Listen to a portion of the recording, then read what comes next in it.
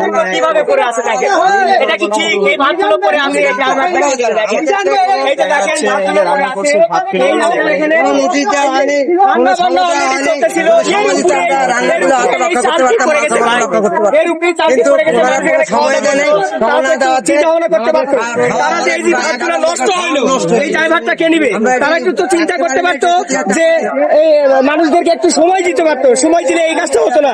দেখেন এই যে মিজান ভাই যে 100 টাকায় গরুর মাংস খাওয়ায়, হ্যাঁ এই যে দেখেন, এই যে গরুর মাংস দেখেন এরকম বালতিকে বালতি ফেলে দিয়েছে, এখানে দেখেন এই যে গরুর মাংস, এই যে দেখেন এই গরুর মাংস, এই গরুর মাংস 100 টাকায় ভাই খাওয়ায়, অথচ এমনও ব্যক্তি আছে 1 বছরে গরুর মাংস খাইতে পারে না। হ্যাঁ এই ড্রাইভারটা কে নিবে? তারা তো শিক্ষিত মানুষ, তারা ভাঙছে, তারা তো ন্যূনতম চিন্তা করতে পারতো, তারা তো বলতে পারতো যে আপনারা একটু সময় দিয়ে হলো যা আছে সবকিছু বের করে নিতাম। এই 3-4 লক্ষ টাকা ক্ষতি হয়ে গেল মিজান ভাইয়ের, এই ড্রাইভারটা কে নিবে? আজ মিজান ভাই কোথায়? মিজান ভাই জেলে আছে, অথচ তার পরিবারের আজকে এই অবস্থা আছে, তার 3টা মেয়ে আছে, সেই 3টা মেয়েকে এখন কে দেখবে? সে এখন জেলে, সে থাকলে তার একটা ব্যবস্থা হয়তো।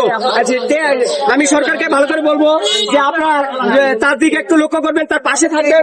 এই যে দেখেন ভাতগুলো, রান্না, এখানে কিছু ভাত তো নষ্ট হয়েছে, আবার এই যে ভাত রান্না হয়ে আছে, এই যে এই অবস্থা।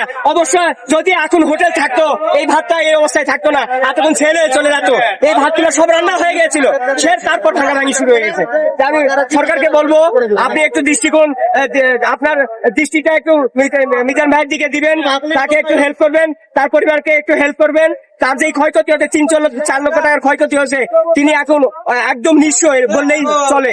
আপনারা সবাই তার পাশে থাকবেন এবং মিজান ভাইয়ের জন্য দোয়া করবেন, এই ভিডিওটা শেয়ার করে সবাইকে দেখার সুযোগ করে দিবেন। আমি জাকির জাক চলে যাচ্ছি, তবে চাচ্ছি না ফিরবো আবার কখনো। এই পর্যন্ত সবাই সুস্থ থাকবেন, ভালো থাকবেন, আসসালামু আলাইকুম।